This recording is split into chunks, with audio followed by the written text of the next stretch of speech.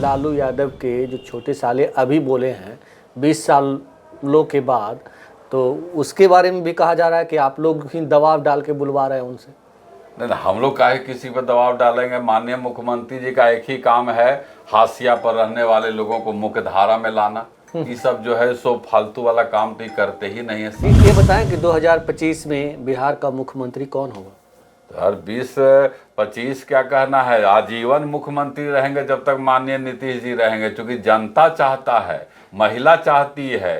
बिहार में भैया पत्रकार महोदय, जिसको भी शांति का जरूरत है उस सब माननीय नीतीश जी को भगवान के जैसा पूजता है। भगवान एक बार फिर आप नंबर 3 की पार्टी रहते हैं 2025 में और बीजेपी सीएम नीतीश को सीएम नहीं बनाएगी, तब क्या करेंगे आप? ऐसा ही काल्पनिक प्रश्न है। अभी लालू यादव के छोटे साले सुभाष यादव ने ये बयान दिया कि सीएम हाउस से जो है अपहरण उद्योग चल रहा था, लालू यादव अपराधियों के सरगना थे, तो क्या उन्होंने सही कहा है? ये तो हम समझते हैं कि पूरा बिहार कहता है। तो देखिए, कभी कभी राजनीति में थोड़ा झुक जाना पड़ता है, लेकिन इस बार जो समझ गया है जनता, समझ गया है मतदाता कि अगर थोड़ा भी गलती करेंगे तो वैसे लोग आ जाएंगे सत्ता में जिनको विकास से कोई मतलब। बोलने का कुछ बोल जाते हैं कुछ, तो ये सब समस्याएं हैं और यही सब समस्या आप लोगों पे भारी पड़ने वाली है। आम जनता में अभी तक इसका कोई प्रभाव नहीं पड़ा। अभी 4 उपचुनाव हुआ, चारों उपचुनाव में हम इमामगंज में भी थे, माननीय मुख्यमंत्री जी गए थे। इनके जाने मात्र से केवल एक मुश्त वोट जो है एनडीए प्रत्याशी को। नमस्कार, आप देख रहे हैं आरडी न्यूज, मैं हूं योगेश चक्रवर्ती। बिहार में बहार है, नीतीश कुमार है, लेकिन कहा जा रहा है कि नीतीश कुमार को बीजेपी ना को चने चबा रही है, अंदर खाने उन्हें नाथ कर रखी हुई है और बिहार विधानसभा के आने वाले चुनाव में नीतीश कुमार ज़्यादा कुछ नहीं कर पाए, इसकी तमाम व्यवस्थाएं भी कर ली गई है। हमारे साथ जेडीयू के संगठन सचिव पुष्पेंद्र कुमार पुष्प जी हैं, आइए इनसे बात करते हैं। सर नमस्कार। सर ये बताइए कि अभी कहा जा रहा है कि जेडीयू में और बीजेपी में जो दोस्ती है उसमें जल्दी ही दरार आएगा, क्या कहेंगे आप? इसमें ऐसा जो है सोई कोई सत्यता नहीं है। हम समझते हैं कि जो चट्टानी एकता सब जगह कार्यकर्ता सम्मेलन हम लोग 5 दल सब मिल के कर रहे हैं, चाहे उसमें हम पार्टी हो, लोजपा हो, जदयू, भाजपा, तमाम लोग जो मिल के कर रहे हैं, तब इसमें एक भ्रम पैदा करने के अलावा इसमें कुछ नहीं। हम लोग चट्टानी एकता के साथ चुनाव में जाने का तैयारी जो है कर रहे हैं। लेकिन राजनीतिक गलियारों में जो चर्चा है कि जैसे ही चुनाव के कुछ महीने बाकी रह जाएंगे, बीजेपी नीतीश कुमार को बीमार घोषित करके सब कुछ हथिया लेगी।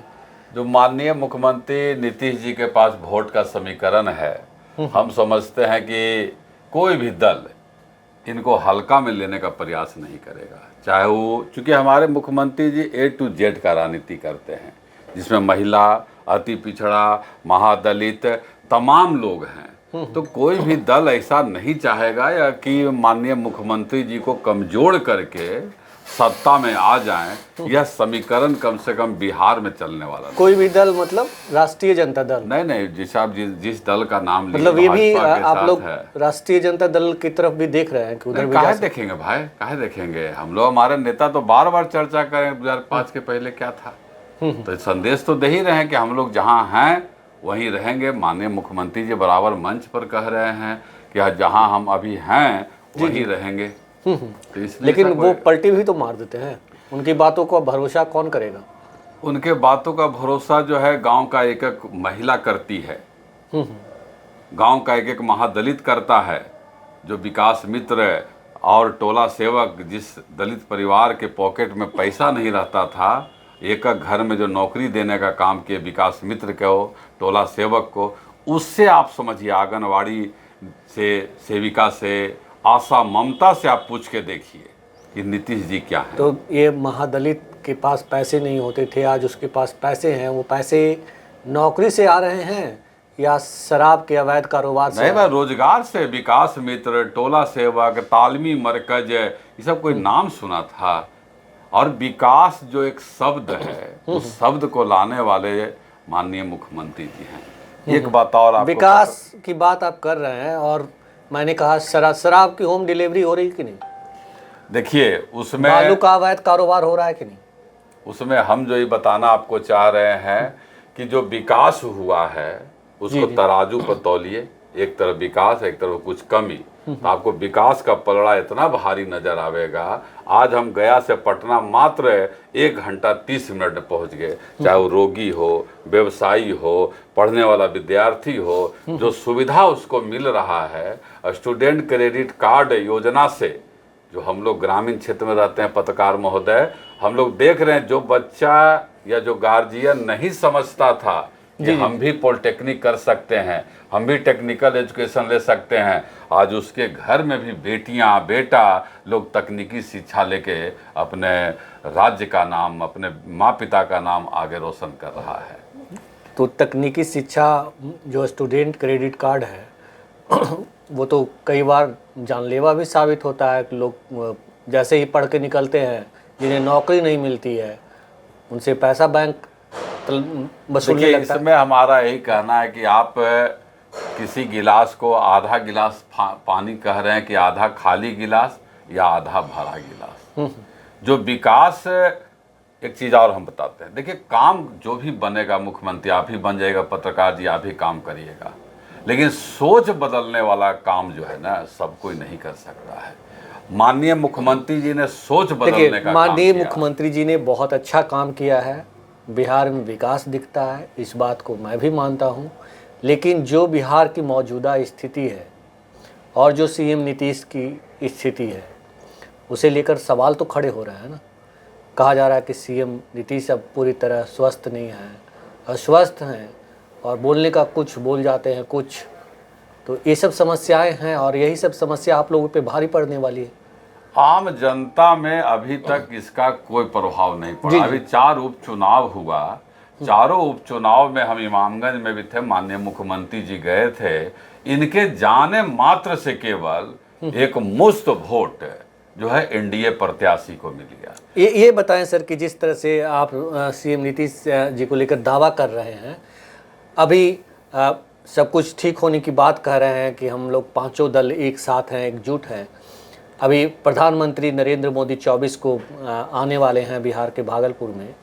फिर आज सीएम नीतीश को दिल्ली क्यों दौड़ के जाना पड़ रहा है, क्या वजह है उसकी?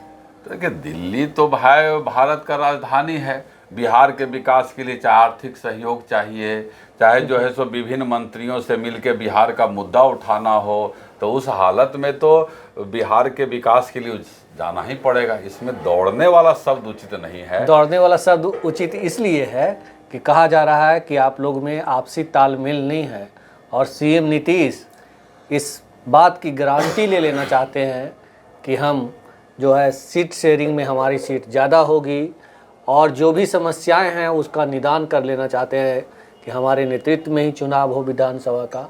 तो ये तमाम बातें फाइनल कर लेना चाहते हैं 24 से पहले। देखिए, प्रत्येक राजनीतिक दल का इच्छा रहता है कि अपने कार्यकर्ताओं को अधिक से अधिक सम्मान दे, लेकिन उस सम्मान देने के कड़ी में गठबंधन टूट जाए, ऐसा माननीय मुख्यमंत्री जी कभी नहीं करेंगे। जी जी जी। तो डरे हुए हैं नहीं हैं आप लोग? कहाँ से डरे हुए हैं? 24 को भी बात हो सकती थी, 24 के बाद भी बात हो सकती थी। आप कार्यकर्ता सम्मेलन पत्रकार महोदय बराबर देख रहे होंगे, जो हुजूम जुट रहा है, हम लोग देख रहे हैं बराबर। उससे हम समझते हैं कि विपक्षी दल या जो सो महागठबंधन है उसमें निश्चित रूप से दहशत होगा। जी जी जी। कुछ है ही नहीं उन लोग के पास। अभी लालू यादव के छोटे साले सुभाष यादव ने ये बयान दिया कि सीएम हाउस से जो है अपहरण उद्योग चल रहा था, लालू यादव अपराधियों के सरगना थे। तो क्या उन्होंने सही कहा? ये तो हम समझते हैं कि पूरा बिहार कहता है, ये हमारे कहने से कुछ नहीं होगा। पूरा बिहार में इस तरह का एक अभी बिहार की बात नहीं कर रहा हम। लालू यादव के जो छोटे साले अभी बोले हैं 20 सालों के बाद, तो उसके बारे में भी कहा जा रहा है कि आप लोग ही दबाव डाल के बुलवा रहे हैं उनसे। नहीं नहीं, हम लोग काहे किसी पर दबाव डालेंगे। माननीय मुख्यमंत्री जी का एक ही काम है, हाशिया पर रहने वाले लोगों को मुख्य धारा में लाना। ये सब जो है सो फालतू वाला काम तो ये करते ही नहीं है। नहीं, सड़क पर आप लोग को डर है तेजस्वी यादव की प्रभा से, उनके तेजस्व से कि उनका भाई कुछ वोट उठ बच रहा है अब, नहीं। सब तो दरार हो गया है। हम लोग जो अपना समीकरण जो एम वाई बताते हैं उसमें हम लोग जितना भी अभी बेला में चुनाव हुआ, जी जी आपका इमामगंज में चुनाव हुआ, पता करके देखिए कि अल्पसंख्यक समाज में जो अंसारी समाज के लोग हैं, एकदम जमीनी हकीकत आपको हम बता रहे हैं, ज़्यादा वोट किसको आया है। बेला में आप बूथ उठा के देखिए कि हमारे जो प्रत्याशी जीती हैं श्रीमती मनोरमा देवी जी, उनको सभी जात का वोट मिला कि नहीं, अगड़ा पिछड़ा तमाम लोग का वोट मिला है। तो इसलिए अब उनके पास वोट नहीं बच रहा है। अब इसी तरह का भ्रम पैदा करके अपना स्थिति नहीं, बनाए। इसमें भ्रम पैदा, सुभाष यादव को 20 सालों के बाद लालू यादव की गुंडागर्दी क्यों याद आई? कोई तो वजह होगी ना। ये तो उनका निजी मामला है, उसमें हम कोई टिप्पणी नहीं करना चाहेंगे। कह रहे कि आप ही लोग प्लांट किए हैं उसको। नहीं नहीं, ऐसा हो ही नहीं सकता। इसलिए ना कि माननीय मुख्यमंत्री जी के सामने विकास मुख्यमंत्री जी कोई जरूरी नहीं है कि मुख्यमंत्री जी का सीधा हाथ हो। पार्टी में और सारे लोग हो, दूसरे पदाधिकारी हैं जो कर सकते हैं।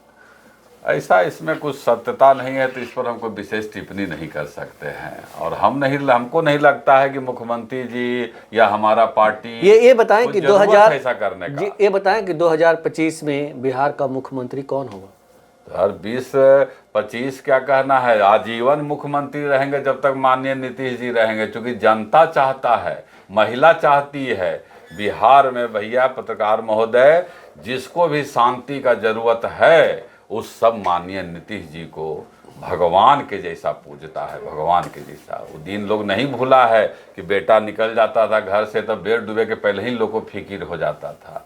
आज बेटा बेटी सब जो है पढ़ाई लिखाई कर रहा है। जब आप साइकिल देखिएगा बेटियों को पोशाक पहनते हुए, आपका कलेजा जो है ऊंचा हो जाएगा। बहुत बड़ी उपलब्धि है। तो चुनाव के बाद बीजेपी जो है वो सीएम को, नीतीश को सीएम मानेगी? क्यों नहीं मानेगी? इसमें कहाँ कोई शंका या संदेह है।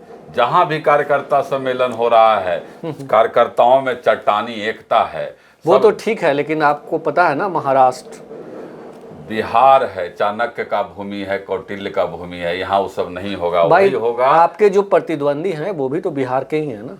अब ठीक है, बिहार के हैं, लेकिन चूंकि राजनीति क्या है, राजनीति वोट का राजनीति है। और अगर बैलेंस करने का ताकत बिहार में किन्हीं के पास है तो उनका नाम है नीतीश कुमार। मान लिया जाए कि एक बार फिर आप नंबर 3 की पार्टी रहते हैं 2025 में, और बीजेपी सीएम नीतीश को सीएम नहीं बनाएगी, तब क्या करेंगे आप? ऐसा ही काल्पनिक प्रश्न है। जमीन जो कह रहा है, काल्पनिक नहीं है, कल्पना तो है ही नहीं इसमें जरा सा। ये एक संभावना है। ऐसा तो हो सकता है आप 2020 में तीसरी पार्टी रहे हैं, पहली पार्टी से अब तीसरी पार्टी पे चले गए हैं, और इस बार कहा जा रहा है कि अब चौथी पार्टी होंगी। तो नहीं, नहीं, जो जनता, देखिए कभी कभी राजनीति में थोड़ा झुक जाना पड़ता है, लेकिन इस बार जो समझ गया है जनता, समझ गया है मतदाता कि अगर थोड़ा भी गलती करेंगे तो वैसे लोग आ जाएंगे सत्ता में जिनको विकास से कोई मतलब नहीं है। तो जनता एकदम ले चुका है निर्णय। लेकिन अब आप जिनके बारे में, जिनकी तरफ इशारा कर रहे हैं सर, उनके बारे, उन्होंने तो अभी जब आप लोग के साथ उप मुख्यमंत्री बने, तो जब आप लोग हटे तो अब हटने के तुरंत बाद उन्होंने नारा दिया 17 साल बनाम 17 महीने। तो उनके नारे में तो दम है। अभी जो घूम रहे हैं गांव देहात में, आलू के फोटो और कोची के फोटो दे रहे हैं, जनता नहीं समझ रहा है। अब वो सब नहीं चलने वाला है। जनता को शांति चाहिए, जनता को सुशासन चाहिए, विकास चाहिए। वो उनके परिभाषा में नहीं है। उनके पास वोटें नहीं है तो कैसे बनावेंगे सरकार भाई? सारा वोट जो है एनडीए के पास है। अभी 2020 में क्या हुआ जो पता ही है। इस बार प्रशांत किशोर हैं, तो आपके पास भी तो वोट कहाँ है? प्रशांत किशोर जी का हालत वही है। कहते हैं कि हम शिक्षा पर बल देंगे और टिकट देते हैं झोला छाप जो डॉक्टर हैं उनको। कहते हैं हम अपराध मुक्त बिहार बनावेंगे और बेला में टिकट देते हैं जो नामजद जो हैं उनको। तो कथनी और करनी में तो 4 सीट में तो पहचान आ गए। आपको लगता है कि बीजेपी धोखा नहीं देगी? एकदम सवाल है नहीं, काहे धोखा देगा भाई। वो अपना डबल इंजन का सरकार है, वो केंद्र में अपना नरेंद्र मोदी जी विकास करेंगे, बिहार में माननीय नीतीश जी विकास करेंगे, तो इसलिए कहीं धोखा जैसा कोई हम लोग नहीं समझते हैं। तो सुना है आपने जेडीयू के संगठन सचिव पुष्पेंद्र कुमार पुष्प जी को, जिनका दावा है कि 2025 में एक बार फिर सीएम नीतीश की ताजपोशी होगी और बीजेपी के पीठ में खंजर घोंपने की जो बात है वो बिहार में तो कतई नहीं होगी, क्योंकि ये बिहार है, चाणक्य की धरती है, लिहाजा ऐसा होना यहाँ संभव नहीं है। देखिए आगे क्या होता है। फिलहाल इतना ही। आप हमें फेसबुक पर फॉलो करें, यूट्यूब पर सब्सक्राइब करें, लाइक करें, शेयर करें और कमेंट्स कर अपना महत्वपूर्ण विचार और सुझाव जरूर दें। धन्यवाद।